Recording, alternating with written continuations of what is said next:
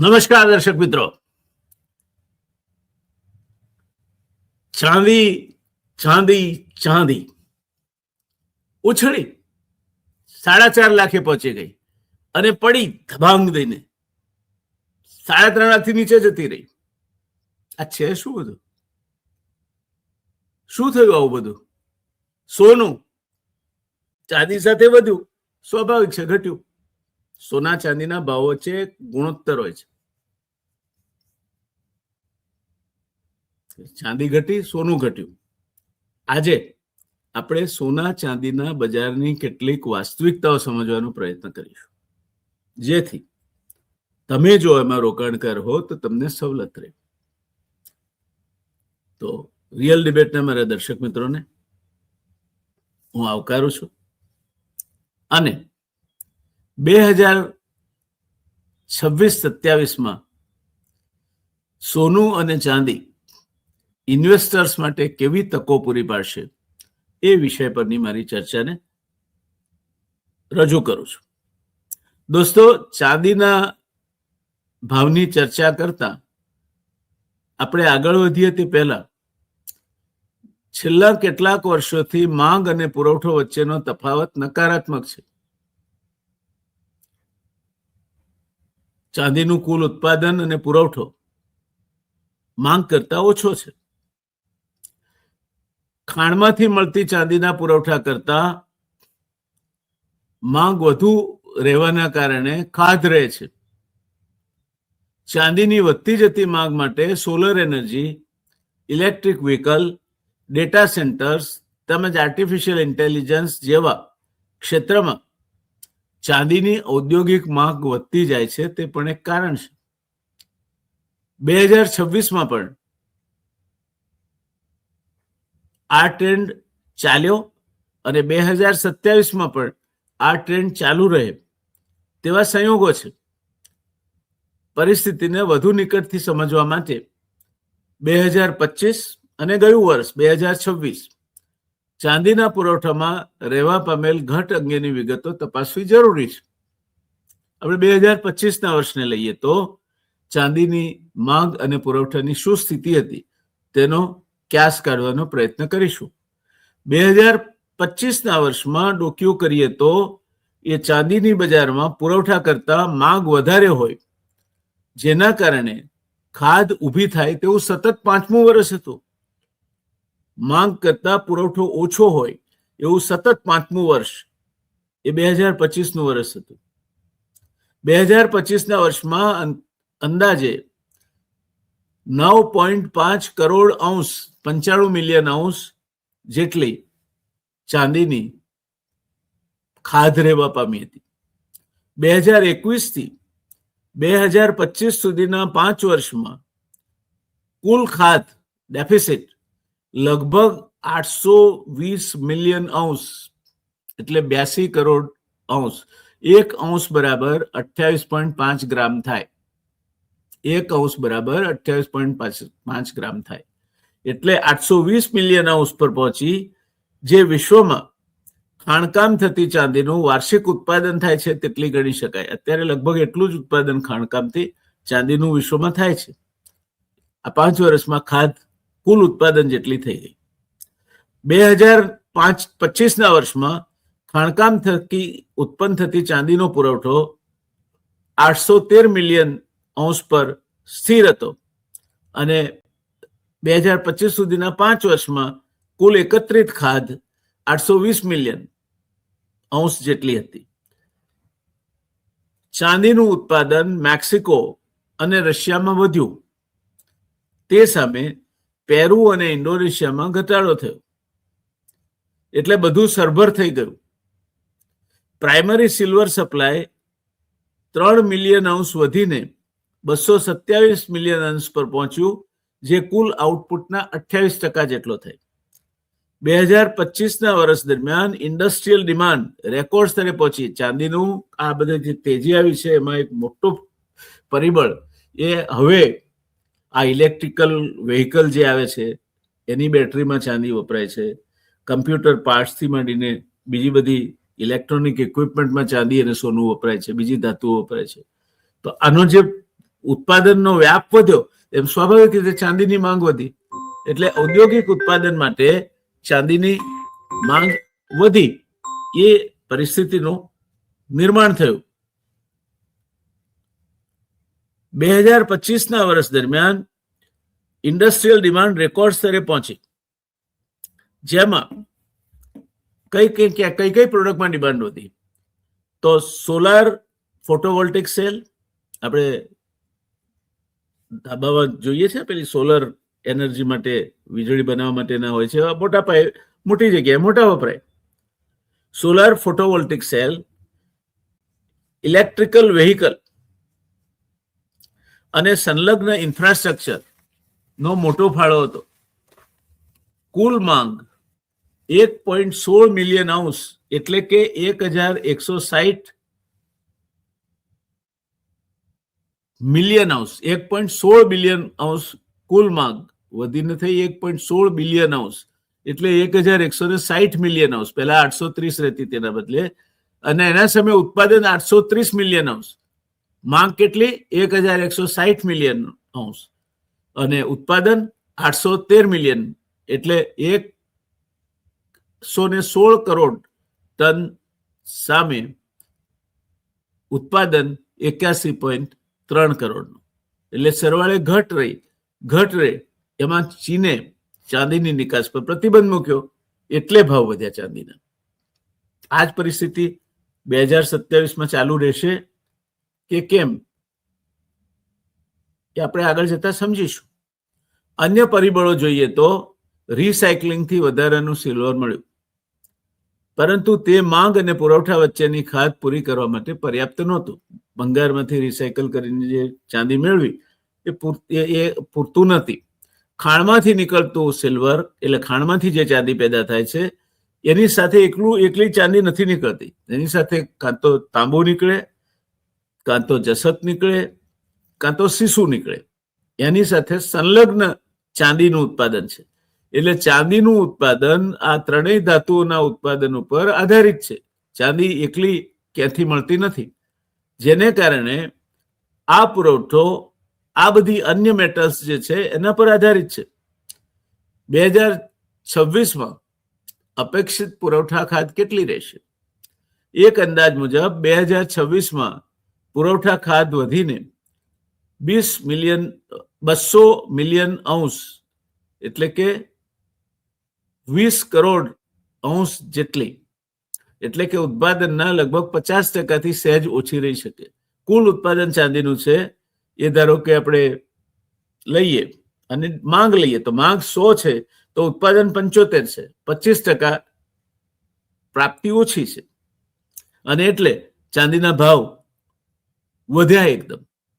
અને લાંબા ગાળાનું તમે મને પૂછતા હો તો હજુ પણ તમે સટ્ટો ન કરતા, પણ તમે 8-10 વર્ષ માટે ચાંદીના રોકાણ માટે વિચારતા હો તો મહદઅંશે એમાં કોઈ વાંધો નહીં આવવો જોઈએ, સિવાય કે રાજકીય કોઈ અફરાતફરી થાય, યુદ્ધ થાય, આવી કોઈ ન ધારેલી પરિસ્થિતિ પેદા થાય તો જુદી વાત છે. મુખ્યત્વે ચીનની ચાંદીની નિકાસ પરના પ્રતિબંધના કારણે આ ડેફિસિટ ચાલુ રહેશે, કારણ કે રોકાણકારોની માંગ પણ વધવા સંભવ છે. ઔદ્યોગિક વિકાસ થશે, એના કારણે ચાંદીની માંગ વધશે, પણ રોકાણકારો પણ હવે ચાંદી તરફ વળ્યા છે, એટલે એ પણ ચાંદીમાં રોકાણ રાખતા થયા છે. આવું કોણ કે છે? તો દુનિયાની જાણીતી ઇન્વેસ્ટમેન્ટ એડવાઇઝર કંપની છે ફિચ સોલ્યુશન, અને બીજા એનાલિસ્ટો દ્વારા આ મુજબનું કહેવામાં આવ્યું છે. આ સામે ચાંદીનું ખાણમાંથી કુલ ઉત્પાદન 835 અંશ રહે, અને ચીનના એક્સપોર્ટ કંટ્રોલથી ચાંદીના વૈશ્વિક પુરવઠામાં 100 થી 150 મિલિયન અંશ જેટલો ઘટાડો થાય તેવી સંભાવનાને જોતા હવે પછી ચાંદીના ભાવ અંગે આપણે વિચારણા કરવી રહી. ચીનના વાર્ષિક 120 મિલિયન અંશ ઉત્પાદનને પણ, ઘર આંગણાનું ચીનનું જે ઉત્પાદન છે 12 કરોડ અંશ જેટલું, એને પણ ઘટવાની સંભાવના છે. એટલે બધું જોતા માંગ અને પુરવઠા વચ્ચેનો ગેપ 25 થી 30% રહેશે ચાલુ વર્ષે પણ. એટલે ચાંદી એકદમ ખાડામાં પડી જાય એવું દેખાતું નથી. ઔદ્યોગિક માંગની વાત કરીએ તો અત્યારની પરિસ્થિતિ મુજબ 2030 સુધી એ વધતી રહેવાની છે. લાંબા ગાળાનો વ્યૂ લેવો હોય તો 2030 સુધી ઔદ્યોગિક માંગ વધતી રહેવાની છે. સોલર એનર્જી માટેની માંગ 120 થી 120 મિલિયન અંશ, એ 100 થી 120 મિલિયન અંશ જેટલી રહેશે. ઇલેક્ટ્રિકલ વ્હીકલ્સ માટે 70 થી 75 મિલિયન અંશ, ગ્રીડ ડેટા સેન્ટર્સ માટે 150 થી 20 મિલિયન અંશ, 15 થી 20 મિલિયન અંશ. ચાંદીની જરૂરિયાત ગણીએ તો ઔદ્યોગિક ચાંદીની જરૂરિયાત આ 3 સેક્ટર માટે જ 220 મિલિયન એટલે 22 કરોડ અંશ જેટલી થાય, જેને કારણે ચાંદીની કુલ જે પ્રાપ્તિ છે એને જે માંગ છે એ ઘણા મોટા ફાસલાથી વટાવી જશે. એટલે હજુ પણ ચાંદી શોર્ટેજ અથવા શોર્ટ સપ્લાયના માહોલમાં રહેવાની છે. આ પરિસ્થિતિમાં ચીન અને મેક્સિકોના રેગ્યુલેટરી ચેન્જીસથી ખાધ વધી શકે છે. ખાધ વધશે તો ચાંદીના ભાવ વધશે. આને કારણે ચાંદીની બજાર કિંમતો 100 થી 150 ડોલર પ્રતિ અંશ એટલે 28.35 ગ્રામ દીઠ 100 થી 150 ડોલરની રેન્જમાં રહી શકે છે. ઉપરોક્ત વિગતોને ધ્યાનમાં લઈએ તો ચાંદીની વધતી જતી પુરવઠા ખાધ બજારને અસ્થિર બનાવે છે અને એને કારણે કિંમતોમાં વધારો જોવા મળે તેવી શક્યતાઓ ઓછામાં ઓછી 2030 સુધી છે. જો આપણે 2026માં છીએ, 2030 સુધી આ સિનારીઓ ચાલુ રહે સિવાય કે કઈ આસમાની સુલતાની થાય એવી શક્યતાઓ છે. જોકે કેટલાક એનાલિસ્ટ આ સામે ચેતવણીનો સૂર ઉચ્ચારતા કહે છે કે આ અંદાજ અતિશયોક્તિપૂર્ણ છે. તેમના મત મુજબ રિસાયકલિંગ અને સબસ્ટિટ્યુટ ચાંદીના બદલે બીજી ધાતુ વપરાતી થાય એ ચાંદીની ખાધને ઘટાડી શકે છે. તેમ છતાં ચીનના પ્રતિબંધો અને જીઓપોલિટિકલ જોખમને કારણે 2026માં ચાંદીના ભાવમાં વધુ ઉછાળો આવી શકે છે, જેની અસર ચાંદીની કિંમતો પર પડે તે જોતા ગોલ્ડમેન સેક્સ ના વર્તારા મુજબ $75 પ્રતિ અંશ અને અન્યોના વર્તારા મુજબ $100 પ્રતિ અંશ સુધીનો ચાંદીના ભાવનો અંદાજ મૂકી શકાય. ટૂંકમાં ચાંદીનો પુરવઠો માંગ કરતા ઓછો છે અને એટલે સપ્લાય ડેફિસિટ ફંડામેન્ટલ છે, તેમજ ટેકનોલોજીકલ ટ્રાન્સફોર્મેશન્સથી પ્રભાવિત ચાલિત છે. એ ટેકનિકલ જે પ્રમાણે ટેકનોલોજી બદલાશે અને વધારે ચાંદીનો ઉપયોગ એમાં થશે તે પ્રમાણે એ માંગમાં વધારો થશે. જે ઇલેક્ટ્રિકલ વ્હીકલ્સ માટેની બેટરી આવે છે એમાં પહેલા માંડ 1 કિલોથી ઓછી ચાંદી વપરાતી હતી, હવે 9 કિલો જેટલી વપરાવાની છે ને ઇલેક્ટ્રિક વાહનોની સંખ્યા વધતી જાય છે. ત્યારે એ ટેકનોલોજીકલ ટ્રાન્સફોર્મેશનથી પ્રભાવિત છે. ટેકનોલોજી બદલાય તેમ આ માંગ વધે ઘટે અને ડેફિસિટ ફંડામેન્ટલ છે એટલે પુરવઠા કરતા ઉત્પાદન આમે ઓછું છે, જે ભવિષ્યમાં પણ ચાંદીની કિંમતોને તેજી તરફી રાખી શકે છે. જો કે વૈશ્વિક અર્થતંત્રમાં મંદી અથવા કોઈ મહત્વના ટેકનોલોજીકલ ફેરફારો કે ચીન અને મેક્સિકો જેવા દેશોના ચાંદીની નિકાસ બાબત નીતિ વિષયક ફેરફારોને કારણે ચિત્ર બદલાઈ શકે છે.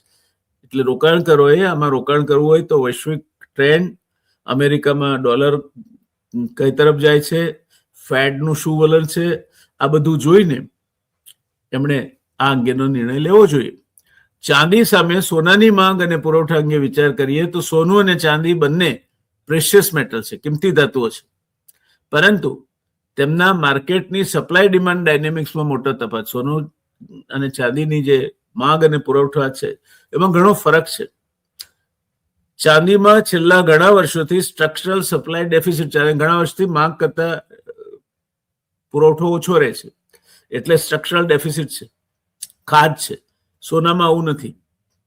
સોનાને લાગે વળગે છે ત્યાં સુધી પુરવઠો અને માંગ મોટા ભાગે બેલેન્સ રહે છે, કારણ કે સોનાનું એબાઉ ગ્રાઉન્ડ સ્ટોક્સ એટલે સંગ્રહ જે કરેલું સોનું છે આ પૃથ્વી ઉપર જે સમતુલા જાળવવામાં મોટો ભાગ ભજવે છે તે લગભગ 2 લાખ ટન જેટલું સોનું સંગ્રહાયેલું પડ્યું છે. એટલે જો ભાવ વધે તો પેલું સોનું વેચાવા આવે, ભાવ દબાય, એટલે સોનામાં બહુ આસમાની સુલતાની થાય એવી ધારી, ચાંદીમાં તેજી આવી એટલે સોનામાં આવશે એવું ધારીને ના ચલાય. આપણે 2025 અને 2026ના આંકડાના આધારે સોનાના ડિમાન્ડ અને સપ્લાય, માંગ અને પુરવઠાની તુલના ચાંદી સાથે કરીશું, જે મહદઅંશે વર્લ્ડ ગોલ્ડ કાઉન્સિલ અને અન્ય સ્ત્રોતના ડેટા પર આધારિત છે. વર્તમાન સમય એટલે ફેબ્રુઆરી 2026માં આપણે જ્યારે વાત કરી રહ્યા છીએ ત્યારે સોનાની કિંમતોમાં તીવ્ર વધઘટ જોવા મળી છે, પણ એમાં ચાંદીની જેમ મોટા પાયે પુરવઠાની ખાધ નથી, એ ખ્યાલમાં રાખજો. એટલે સોનું વધારે સ્થિર રહેવાની શક્યતાઓ છે. સોનાની માંગ અને પુરવઠાની વાત કરીએ તો સોનાનું બજાર ચાંદી કરતા વધુ પરિપક્વ મેચ્યોર છે, જ્યાં સપ્લાયમાં ખાણ પ્રોડક્શન, રિસાયકલિંગ અને હેજિંગનો સમાવેશ થાય છે. વર્લ્ડ ગોલ્ડ કાઉન્સિલના મત અનુસાર ગોલ્ડમાં સ્ટ્રક્ચરલ ડેફિસિટ એટલે પુરવઠા ખાધ નથી, કારણ કે જો માંગ એકાએક વધે તો પેલો 2 લાખ ટનનો સંગ્રહાયેલ સ્ટોક અબાવ ગ્રાઉન્ડમાંથી તેને સરભર કરવા માટે બજારમાં આવી જાય અને ભાવ દબાય. જો કે દુનિયા સેન્ટ્રલ બેંક્સની મજબૂત ડિમાન્ડ રહે તો સોનાની કિંમતો વધી શકે છે. આ પરિપ્રેક્ષમાં આપણે 2025 અને 2026ની ચર્ચા કરીશું. સોનાની માંગ અને પુરવઠો 2025માં શું સ્થિતિ હતી? સોનાની માંગ અને પુરવઠાને લાગે વળગે છે ત્યાં સુધી 2024ની સરખામણીમાં કુલ પુરવઠો 1% વધીને 2025માં 5002.3 ટન થયો, જેમાં માઇન પ્રોડક્શન ખાણમાંથી નીકળેલું સોનું 3671.6 ટન, ખાણમાંથી નીકળેલું સોનું 3671.6 ટન, અને રિસાયકલ ગોલ્ડ એટલે ફરી ગાળીને કોઈ જૂના દાગીના ગાળીને ગળાવે કે એ રીતે ફરી ગાળીને વપરાતું સોનું 1404.3 ટન હતું. 3% જેટલો આમાં વધારો થયો છે. 3% જેટલો વધારો થયો છે અને નેટ પ્રોડ્યુસર્સ હેજિંગ -76.6% આમાં સામેલ છે. આ સામે કુલ માંગ 5000 ટનથી સહેજ વધારે મુકાય છે, જે રેકોર્ડ હાઈ છે. આમાં ઇન્વેસ્ટમેન્ટ ડિમાન્ડમાં 84% વધારો થયો. અત્યારે જે સોનાના ભાવ વધે છે એ ચાંદીના નો ખેલ જોઈને ઇન્વેસ્ટરો સોના તરફ વળ્યા છે, એના કારણે વધે છે. એટલે ઇન્વેસ્ટમેન્ટ ડિમાન્ડમાં 84% વધારો થઈ એ 2175 ટન પર પહોંચી છે. 2005માં સોનામાં રોકાણ કરવા વાળાઓના કારણે સોનાની માંગમાં 84% વધારો થયો, અને એટલે સોનાના ભાવ આટલા બધા ઉચકાયા, નહીં તો ના ઉચકાયા આટલા બધા. જેમાં સેન્ટ્રલ બેંક્સની ખરીદી તો 863 ટન જ હતી. માંગ અને પુરવઠાની વાત કરીએ તો એ સરભર હતા, કોઈ મોટી ખાધ નહીં. જો કે વિશ્વ બેંક અનુસાર માંગ પુરવઠાને પાછળ મૂકી રહી છે, જે કિંમતોમાં 34% વધારા માટે કારણભૂત છે. માંગ પુરવઠા કરતા થોડીક આગળ છે, એટલે અને રોકાણકારો એ તરફ વળ્યા છે, એટલે 2025ના વર્ષમાં કિંમતોમાં 34% જેટલો વધારો થયો, તે આના માટે કારણભૂત છે. સોનાની અપેક્ષિત માંગ અને પુરવઠો 2026 ચાલુ સાલની વાત કરીએ તો 2026ના વર્ષ દરમિયાન ખાણમાંથી આવતું સોનામાં મોટો વધારો અપેક્ષિત નથી. લગભગ 3700 ટન 3700 ટન સોનું ખાણમાંથી આવશે દુનિયાભરની વાતમાં. જ્યારે રિસાયકલિંગથી ઉપલબ્ધ સોનું એ તમે જુઓ તો 2025માં 1404 ટન હતું, એ 2026માં 1400 ટન રહેશે. એટલે એમાં પણ બહુ ખાસ ફરક નહીં પડે. એમ કુલ મળીને 2026ના વર્ષ દરમિયાન સોનાનો પુરવઠો 5000 ટનની આજુબાજુ રહેશે. આ સામે માંગ જોઈએ તો સેન્ટ્રલ બેંક્સની અપેક્ષિત ખરીદી 755 થી 800 ટન રહેવાની શક્યતા છે. ઇન્વેસ્ટર્સ ડિમાન્ડ ઇટીએફએસ અને બાર્સ 585 ટન, એટલે રોકાણકારો 600 ટન જેટલું સોનું ખાઈ જશે. 585 ટન પ્રતિ ક્વાર્ટર, એટલે 4 ગુણવા પડે, અને કુલ માંગ 5000 ટન કરતા વધી જાય. આના કારણે વિશ્વ બેંક અનુસાર પુરવઠા કરતા માંગ વધી જશે. સોનાની કિંમતોમાં જો આવું થાય તો લગભગ 8% વધારો થઈ શકે 2026ના વર્ષમાં. આજે તમે પૈસા રોકાય તો 8% છૂટે, તમને એથી વધારે અપેક્ષા નહીં રાખવાની. 10% છૂટે તો રાજી થવાનું. સોનામાં કોઈ સ્ટ્રક્ચરલ ડેફિસિટ અપેક્ષિત નથી, પરંતુ મજબૂત માંગને કારણે કિંમતો $5,000 થી $6,300 પ્રતિ અંશ સુધી પહોંચી શકે. ચાંદી અને સોનું બંનેના ભાવ અંગેના વલણોમાં મુખ્ય તફાવત શું છે? તો દર્શક મિત્રો, એ સમજી લઈએ કે ચાંદીની ડેફિસિટ સ્ટ્રક્ચરલ છે, એમાં ઉત્પાદન ઓછું છે, એટલે ખાધ છે. કારણ કે તેનું 70% પ્રોડક્શન અનમેટલ એટલે કોપર, લેડ, ઝિંક વગેરે પર આધારિત છે. એના બાય પ્રોડક્ટ તરીકે ચાંદી નીકળે છે. અને એટલે ઔદ્યોગિક માંગ solar, electrical vehicle, artificial intelligence વગેરેમાં વધી રહી છે. આ ચાંદીનો કિસ્સો છે. સોનામાં આવું નથી. તે પ્રાઇમરી ખાણમાંથી આવે છે અને મુખ્યત્વે એમાં માંગ વધારવામાં મોનેટરી અથવા ઇન્વેસ્ટર્સ માટે આ પ્રેફર્ડ મેટલ છે. સુખે સાબરે સોનું, એમ પૈસા વધારે છે તો સોનામાં રોકો. જવાબ દેશે, ચાંદીની માફક દડામદેને પડશે નહીં.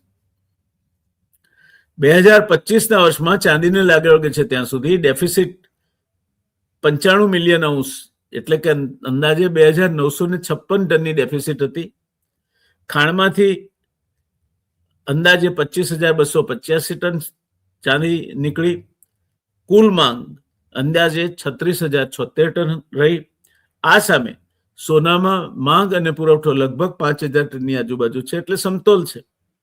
ચાંદી કરતા સોનાનો પુરવઠો વધુ સ્થિર છે અને એટલે સોનાના ભાવોમાં ઇન્વેસ્ટર્સ વધારે સોનું ખેંચે અથવા તો કોઈ સ્પેક્યુલેટિવ ઇન્વેસ્ટમેન્ટ કરે ને એના કારણે ભાવ વધે. એ સિવાય ભાવ વધવા માટેની કોઈ જગ્યા નથી.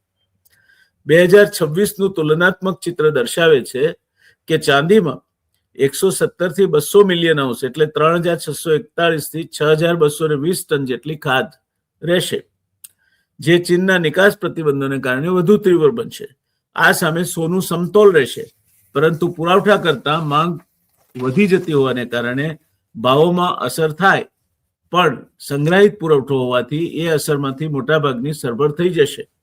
એટલે વિશ્વ બેંકના અંદાજ મુજબ 2026ના વર્ષ દરમિયાન સોનાની કિંમતમાં 8% વધારો અપેક્ષિત છે. હું એને 8 થી 10%ની રેન્જમાં મૂકું છું. અત્યાર સુધીની ચર્ચાને અનુસંધાને આ આખી ચર્ચાના સમાપનમાં દર્શક મિત્રો આપણે જોઈએ તો ચાંદીમાં પુરવઠા ખાત તેને વધુ વોલેટાઇલ બનાવે છે અને એની કિંમતો $100 થી $309 એટલે 1:3ના રેશિયોમાં વધઘટ થઈ શકે. ચાંદી એ વોલેટાઇલ રહેશે કારણ કે સ્ટોક ઘટી રહ્યો છે. ઔદ્યોગિક માંગ 2030 સુધી વધવાની છે. સોનામાં ખાધ નથી, જેને કારણે સેફ હેવન એટલે સલામત રોકાણ તરીકે સોનું એ મજબૂત કોમોડિટી છે. પરંતુ સેન્ટ્રલ બેંક્સની ખરીદી તેમજ જીઓપોલિટિકલ રિસ્કથી કિંમતો વધીને $5,400 થી $6,300 વચ્ચે પ્રતિ અંશ રહે તેવી સંભાવનાઓ ઊભી થાય છે.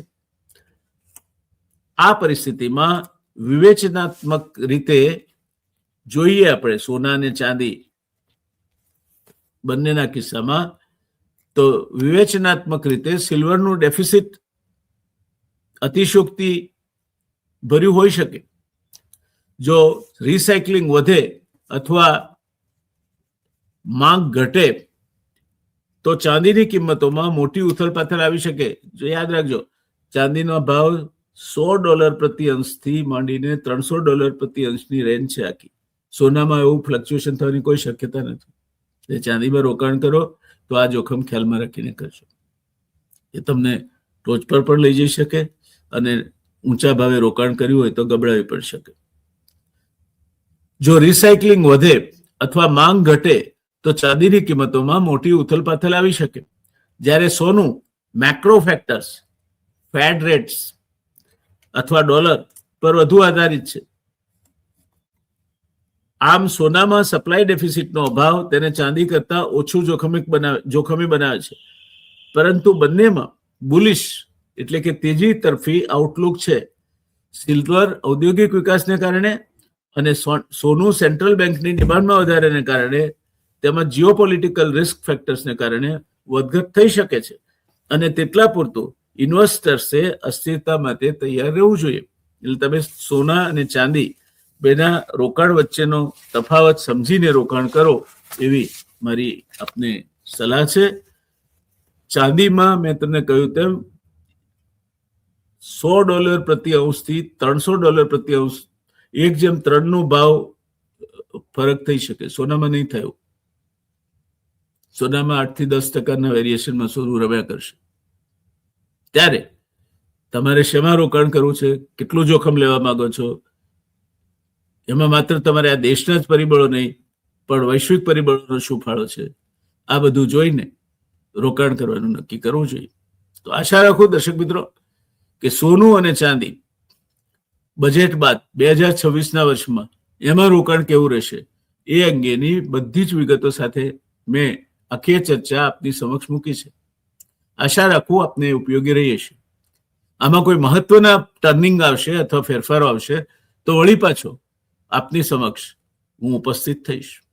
પણ મેં તમને કહ્યું તે પ્રમાણે તમારે ₹100 રોકવાના હોય તો 20-25 રૂપિયા સોનામાં રોકો કે ચાંદીમાં રોકો. 20-25 રૂપિયા ફિક્સ્ડ ઇન્કમ આપતી એસઆઈપી કે એમાં રોકો અને 20-25 રૂપિયા શેરમાં રોકો. 20-25 રૂપિયા તમે તમારી ટૂંકી મદદની ડિપોઝિટમાં રાખો કે જેથી ટૂંકા ગાળામાં તમને કામ આવે. એક રોકાણકાર તરીકેની વ્યૂહરચના આવી હોઈ શકે. જોકે તમે કયા જાતના રોકાણકાર છો અને કેટલું તમારે ટૂંકા ગાળામાં પૈસાની જરૂર ઊભી થવાની છે તે પણ ખ્યાલમાં રાખીને તમારે તમારા નિર્ણયો લેવા જોઈએ. તો આશા રાખું દર્શક મિત્રો આજની ચર્ચા આપને ઉપયોગી થઈ હશે. તમારા પ્રતિભાવ જાણીને આનંદ થશે. મળતા રહીશું રિયલ ડિબેટના આ માધ્યમ થકી. ચર્ચા કરતા રહીશું ફક્ત રાજકારણની જ નહીં, તમારા જીવનના એકે એક પાસાને સ્પર્શતી શિક્ષણથી માંડીને સોના સુધીની અને ચાંદીથી માંડીને ચાર્ટ સુધીની. જોડાયેલા રહેશો. બીજા પણ તમારા મિત્રોને રજીસ્ટર કરવા કહેશો, જોડશો તો અમને પ્રોત્સાહન મળશે. આમાં અમે તમારી પાસેથી કંઈ પૈસા તો માગતા નથી. તમને ગમે છે અને તમારા મિત્રોને પણ ઉપયોગી થાય એવું લાગે છે તો વધારેમાં વધારે લોકોને આપણી સાથે જોડો એ મારી આપને વિનંતી છે. એનાથી અમને વધારે પ્રોત્સાહન મળશે. બસ આજે આટલું જ. આવજો. જય હિન્દ. જય જય ગરવી ગુજરાત.